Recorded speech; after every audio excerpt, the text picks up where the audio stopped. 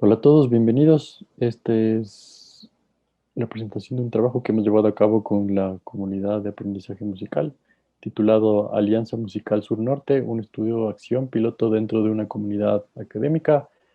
Yo soy David Echeverría, soy músico, profesor universitario y coordinador académico de la comunidad de aprendizaje musical.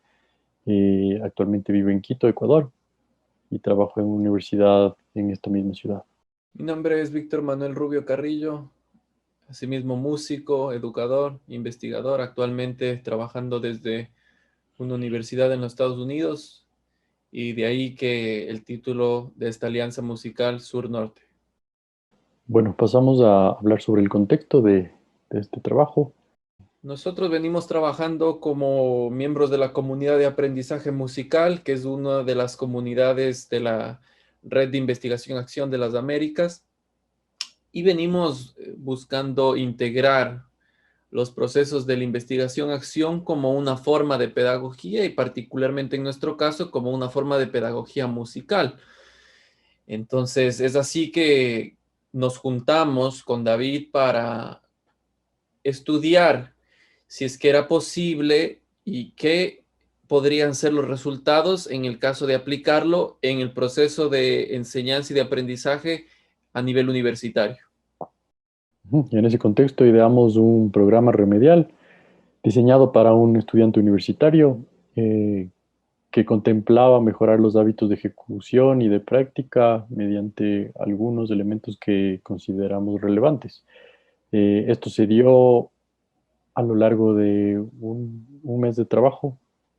Fueron 8 sesiones con el estudiante y se introdujeron diversos dispositivos que nos permitían reflexionar sobre el proceso de enseñanza-aprendizaje. Es importante tomar en cuenta que tradicionalmente el modelo de clases independientes o de clases privadas en la enseñanza musical es un modelo de aprendiz-mentor, donde la relación es bastante vertical, puesto el que sabe es el mentor y el aprendiz está a esas disposiciones.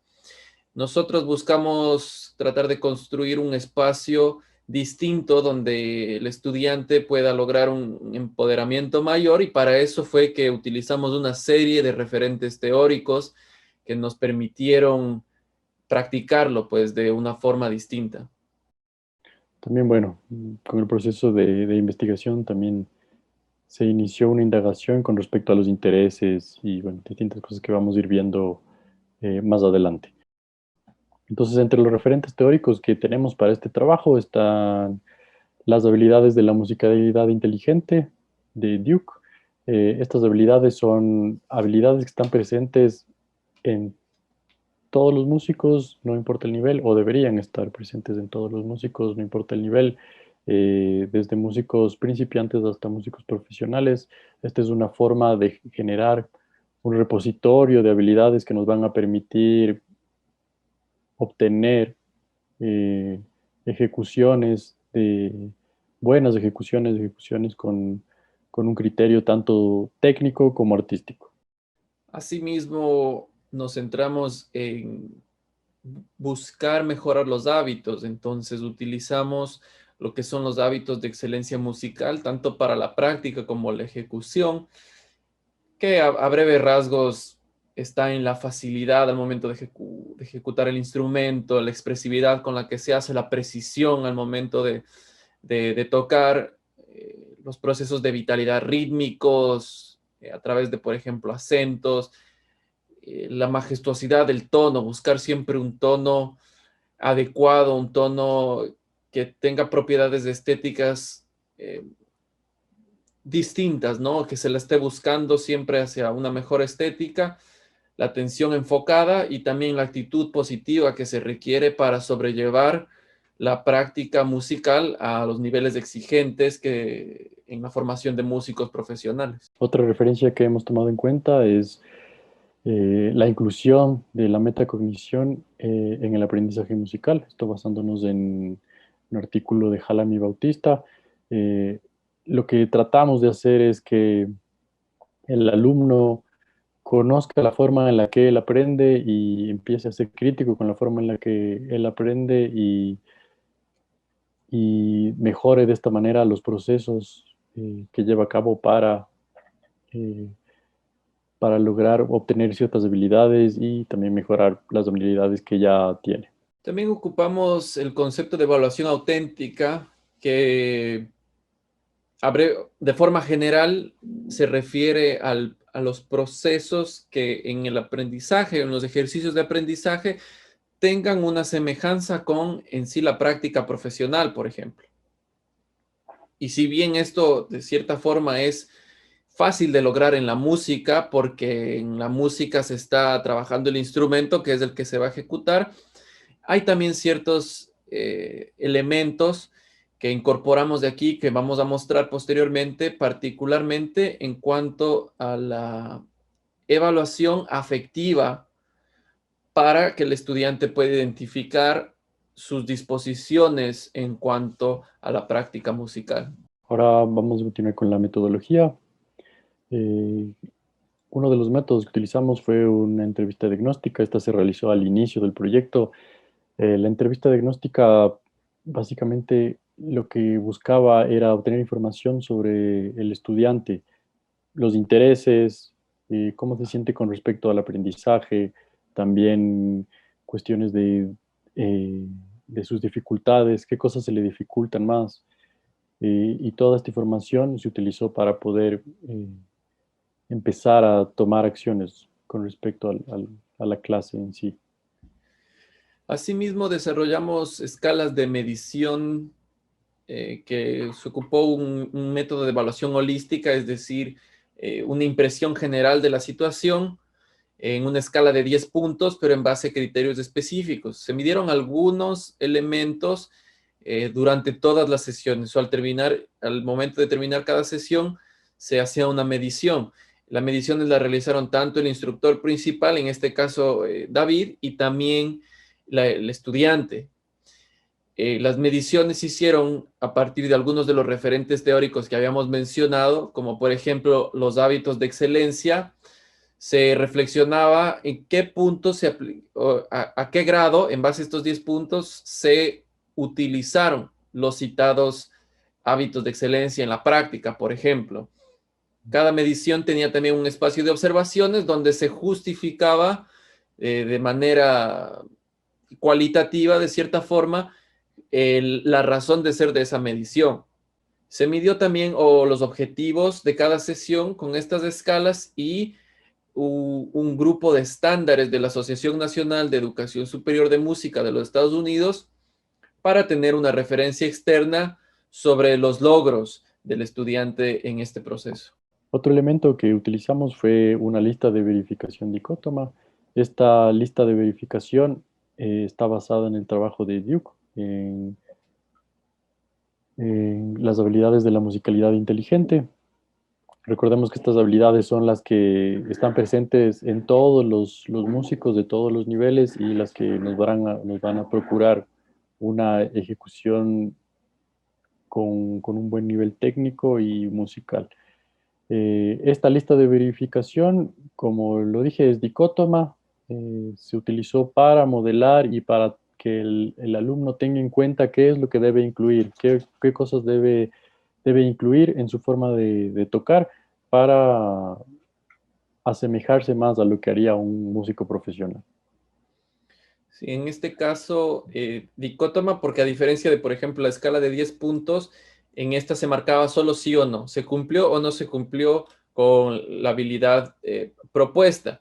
Entonces, no se lo hace por el grado de logro, sino simplemente un sí o no.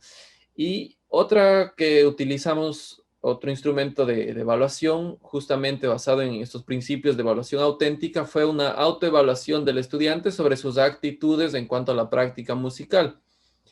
Esta encuesta se la realizó al inicio del programa y al final del programa, a diferencia de las otras escalas que se le hacían después de cada sesión. Entonces, las otras escalas se midieron en 8 ciclos, mientras estas se midieron simplemente en 2. Además de las mediciones realizadas que nos pueden dar indicadores cuantitativos o numéricos en cuanto al logro de diferentes variables o de diferentes elementos de la práctica musical, ocupamos también un diario de investigación.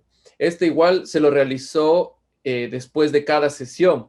Entonces era un espacio de reflexión sobre lo que había pasado y es un espacio que permite pensar de forma explícita y escrita qué sucedió en la sesión de aprendizaje-enseñanza y cuáles fueron algunos de los problemas identificados, qué representa para uno quizá algunas de las mediciones hechas y qué potenciales direcciones o nuevas ideas se empiezan a generar a partir de eso. Entonces es un instrumento que permite recolectar información verbal o información cualitativa y que permite influenciar el proceso de manera formativa y de manera cíclica mientras se lo va realizando. Y el último elemento que utilizamos fueron grabaciones de las ejecuciones del estudiante.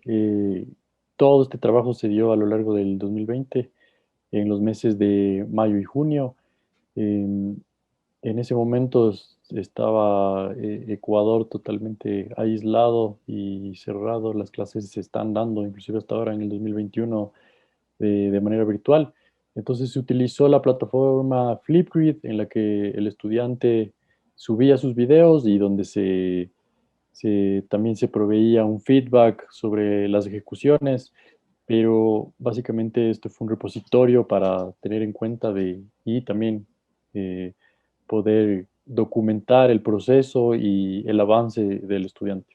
Una de las cosas que aprendimos nosotros al llevar este proceso a cabo fue que al nosotros colaborar desde diferentes universidades, lo estábamos haciendo con una modalidad clínica. Es decir, en este caso David estaba trabajando en Quito, con estudiante también en Quito, y nosotros nos reuníamos, hacíamos sesiones en distintos puntos de la semana para consultar unos con otros, para discutir, para reflexionar sobre las distintas ideas, sobre los procesos, para seguir planteando nuevos mecanismos en el proceso de investigación y en el proceso de aprendizaje.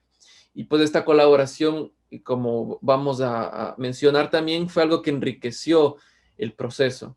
Otra cosa importante para resaltar de los resultados obtenidos es la importancia de la gestión de la información y el valor que tiene, ¿no? Para la reflexión crítica de la práctica docente. Eh, Todo este proceso me llevó a mí a cuestionarme como docente y también al estudiante le ayudó a cuestionarse como estudiante y los dos aprendimos muchísimo. Y todo esto tuvo que ver con la información que teníamos a nuestra disposición, la teníamos súper clara, la teníamos catalogada. eh, en mi caso, yo podía dar un seguimiento a todas las acciones que tomé para mejorar mi práctica docente. En el caso del estudiante, eh, el estudiante contaba con todos los dispositivos que fueron diseñados para este curso y tenía un feedback muy completo y por otro lado tenía también habilidades específicas que debía incluir eh, en su día a día como músico que le proveían de un modelado muy, muy específico, ¿no? Entonces, me parece que eso es muy importante, ¿no? De que ahora en adelante, personalmente, yo creo que la gestión de información y la reflexión crítica son elementos que no pueden faltar en mi práctica docente. Sobre las mediciones que hicimos, notamos que los instrumentos que diseñamos en base a los referentes teóricos sin duda facilitaron la autoevaluación del estudiante y que esto favoreció su desarrollo de habilidades musicales, se notó en sus observaciones y en el proceso de medición que el estudiante también realizaba, que, que estaba generando también una reflexión crítica, que estaba utilizando esos procesos metacognitivos para evaluar su propio aprendizaje, para cuestionarse. Entonces, esto le permitió, junto a la lista de habilidades, entender mejor por dónde enfocarse en su práctica instrumental y en su aprendizaje musical. Asimismo, la medición numérica nos permitió un grado de manipulación estadística que nos da nuevos aprendizajes, como por ejemplo, hicimos unos procesos de correlación, que es una estadística que va del -1 al 1 y que nos muestra cuánto se asocian dos distintas variables. Entonces, si es 1, por ejemplo, quiere decir que las variables están completamente en la misma dirección o que los dos indicadores están yendo en la misma dirección, mientras si es -1, quiere decir que mientras el uno sube, el otro baja. Entonces, lo que notamos es que las mediciones en los hábitos de excelencia y los objetivos que planteamos para cada sesión, recuerden que todos estos fueron medidos, tuvieron una correlación muy alta, de 0.8. Entonces, eso nos da a entender que hubo una asociación positiva entre los objetivos que planteamos y los hábitos de excelencia, que fueron uno de los referentes teóricos. De modo que los objetivos que hicimos estaban bien alineados con los hábitos de excelencia. Igual con las habilidades de musicalidad inteligente, los objetivos tuvieron una correlación alta, si bien no tan alta como con los hábitos de excelencia, una correlación de 0.6 es una correlación elevada que nos permite inferir que los objetivos fueron bien planteados, los objetivos educativos estuvieron bien planteados. La correlación entre los hábitos de excelencia y la musicalidad inteligente es una correlación bastante elevada de 0.9, que nos muestra que son dos constructos teóricos similares, ¿no? A pesar de que tratan diferentes habilidades, quiere decir que son parte de un grupo holístico de lo que es la práctica musical. En cuanto a la medición de objetivos y de estándares, pudimos ver que de las 8 sesiones, el mínimo que se logró fue un 70%, mientras que el máximo de logro fue un 90% en algunos de las sesiones. Asimismo, vemos que en los estándares, si bien fue un poco más bajo el mínimo, en algunos con 60%, en otros también se logró el 90%. Esto se debe a que los estándares pueden ser un poco más ambiguos y más amplios que los objetivos, que son más específicos en cuanto a la sesión. Sin embargo, asimismo, una medida de correlación entre los estándares y los objetivos planteados nos muestran también que los objetivos estuvieron bien alineados con los estándares internacionales que escogimos en cuanto a ejecución musical, con una correlación de 0.7, y que esto pues se dice estadísticamente significativo, ya que la probabilidad de que esto sea al azar es muy, muy baja, menor a 0.05 o menor a un 5%. Y Entonces, otro de los eso. resultados que obtuvimos al final del trabajo fue que todo el progreso que se había medido y que habíamos eh, pensado que se obtuvo fue corroborado por colegas. Esto ha sido de un impacto positivo tanto para mí como profesor, también como para el alumno que participó en el proyecto. Sí, y bueno, entre las conclusiones a las que pudimos llegar luego de haber realizado el trabajo, la primera es que la comunidad universitaria podría beneficiarse mucho de la investigación-acción. Y esto porque va a permitir mejorar los procesos de enseñanza-aprendizaje, va a permitir reflexionar sobre los mismos y también buscar referentes eh, en la literatura académica que van a permitir enriquecer estos mismos procesos. Otra cosa que nos parece interesante resaltar es que ocupar modelos participativos en conjunto, más allá de las divisiones territoriales, y ahora en el siglo XXI con la capacidad de crear comunidades virtuales, que de cierta forma se ha potenciado a partir de la pandemia del COVID-19, nos permite generar conexiones y aprendizajes de distintos tipos. Por ejemplo, la utilización de referentes teóricos no necesariamente localizados a un sector, pero trabajando con personas de distintos lugares del mundo, se puede traer teorías de distintos lugares, y eso pues puede enriquecer el proceso y la diversidad de conocimiento en un proceso de aprendizaje. Finalmente, viendo potencial que tiene este proceso. Como decimos, este fue un piloto porque se lo realizó a una escala menor en un proceso de 8 sesiones con un estudiante, y si bien la práctica musical de aprendizaje es común tener este modelo de 1 a 1, nosotros lo trascendimos al hacerlo con más personas. Entonces fue un esfuerzo colaborativo que nos mostró que el aprendizaje fue potenciado, y tenemos diferentes niveles de evidencia para demostrar que así fue el caso. Asimismo, nos mostró que el proceso de enseñanza mismo cambió. Entonces, nos parece importante seguir potenciando la coordinación de este tipo de colaboraciones. Hay que seguirlas formando en distintas áreas, y también dar el seguimiento a los esfuerzos colaborativos para que estos puedan enriquecerse y seguir beneficiando los procesos de aprendizaje y enseñanza, y en este caso también el aprendizaje musical. Perfecto. Esa ha sido nuestra presentación. Gracias por su atención.